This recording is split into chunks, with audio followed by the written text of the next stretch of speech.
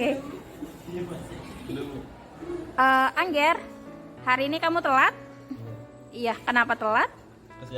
Kesiangan. Oke, nanti Ibu pengen ngobrol beberapa atau memberikan beberapa pertanyaan sama kamu ya. Iya. Oke, sekarang kita belajar dulu. Silakan duduk. Iya. Jumat ya. Hari Jumat itu kamu ada bolos habis Jumatan sama siapa? Sama Angger. Oke, kemarin kan betul ya, berarti ya ada bolos itu. Kemudian kenapa? Alasannya apa?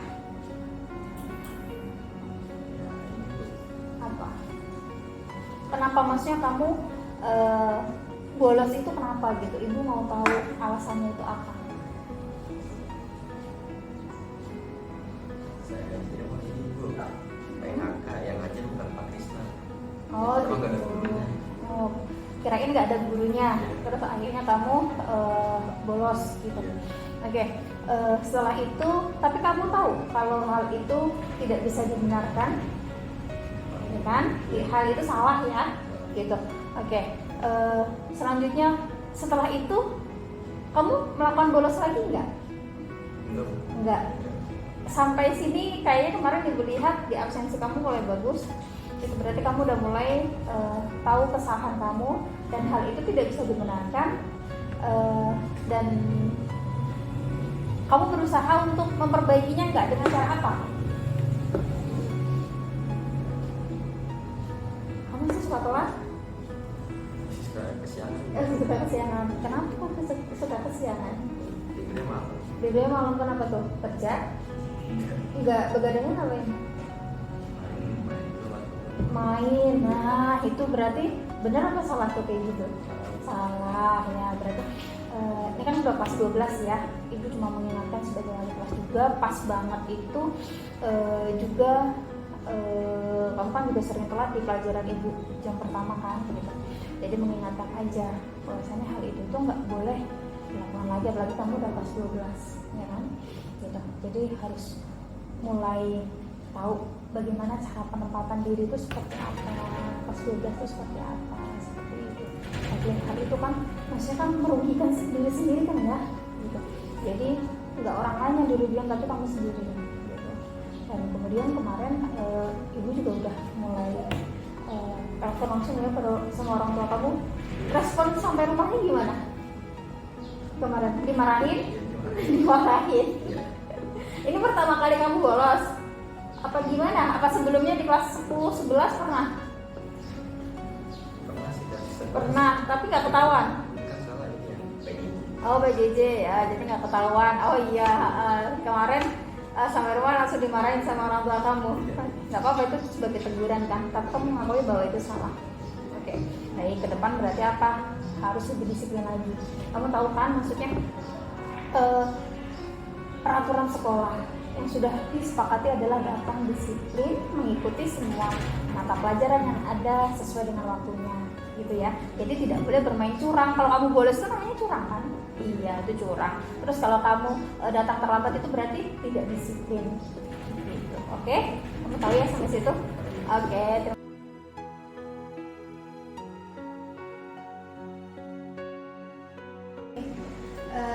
halo Pak Suryo, terima kasih waktunya. Di waktu senggang di mata pelajaran ganti mapel ini, saya ingin berbagi sedikit tentang apa yang sudah saya pelajari pada modul 1.3, yaitu tentang budaya positif, bagaimana seharusnya di sekolah diterapkan seperti itu. Nah, dalam budaya positif ini banyak sekali modulnya, kira-kira itu ada 6 kalau nggak salah itu. Nah, saya itu tertarik sama 2 modul tentang restitusi gitu. Nah, sebenarnya restitusi itu apa sih gitu?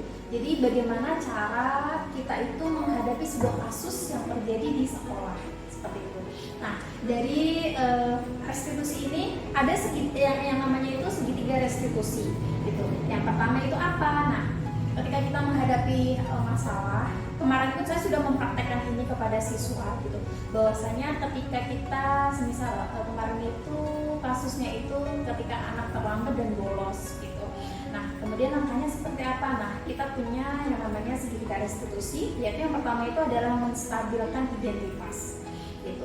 Nah, kemudian apa itu menstabilkan identitas? Yang pertama itu adalah meyakinkan siswa bahwasanya yang dilakukan itu salah.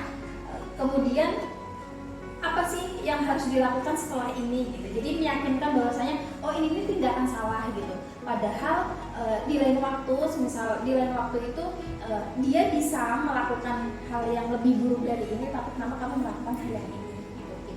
Kemudian yang kedua adalah validitas tindakan. Jadi kita itu sebenarnya tidak boleh menghakimi anak ketika dia berbuat salah, misalnya dia telat gitu.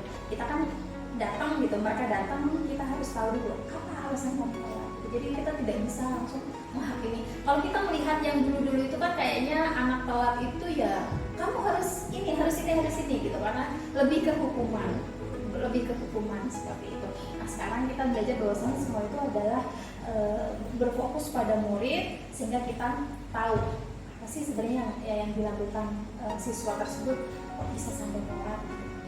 Nah selanjutnya adalah menanyakan keyakinan. Jadi kalau di sekolah kita kan kayak punya peraturan ya Pak, sekarang itu biasanya kayak keyakinan sekolah atau keyakinan kelas. Misal kalau datang terlambat berarti ada konsekuensinya gitu. Nah itu kesepakatan itulah yang dinamakan keyakinan gitu.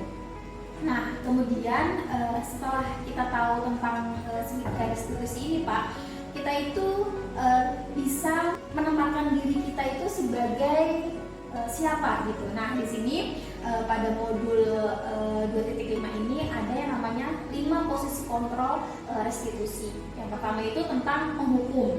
Yang kedua itu adalah membuat merasa bersalah anak, kemudian sebagai teman, sebagai pemantau, dan sebagai manajer. Nah kayaknya kalau yang sudah itu menurut Bapak apa yang sudah dilakukan gitu? Kita itu sebagai apa Pak? Kalau yang dulu gitu, sebagai penghukum ya Pak ya, kayaknya ya biasanya kayak sebagai penghukum gitu. Jadi kita itu kayak menghakimi anak. Kalau kamu telat berarti kamu harus lari putar lapangan gitu. Nah kalau sekarang itu kita nggak boleh melakukan itu.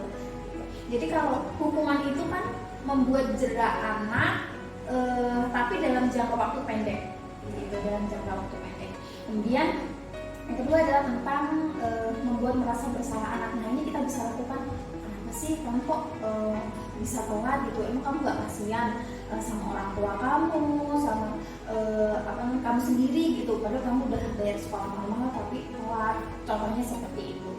Kemudian pelaku yang ketiga itu adalah tentang teman gitu. Jadi kalau apalagi kita di tingkat SMK yang notabene itu mereka udah beranjak dewasa gitu, jadi lebih baik itu kita bisa menempatkan mereka itu sebagai teman kita gitu. Jadi ngobrolnya bisa lebih akrab, lebih enak gitu. Jadi kayak tidak ada batasan.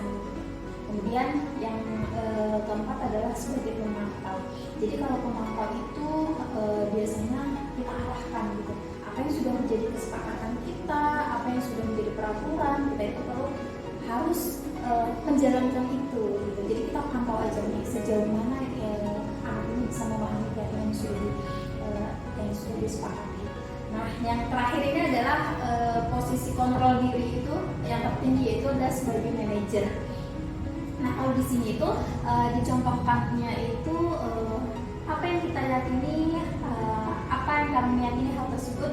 Kalau kamu meyakini, maukah kami memperbaikinya? Jadi setelah kita memvalidasi, kemudian kita meyakinkan bahwasanya hal tersebut salah, kemudian kita membuat anak itu bisa berjanji sama dirinya sendiri, kamu bisa nggak lebih baik dari ini, besok dilakukan lagi nggak, nanti konsekuensinya seperti apa, seperti itu, kira-kira seperti itu ya Pak gitu. Jadi beberapa modul yang saya pelajari mungkin kurang lebihnya itu. Nanti kalau misal ada yang baru lagi, apakah Bapak mau saya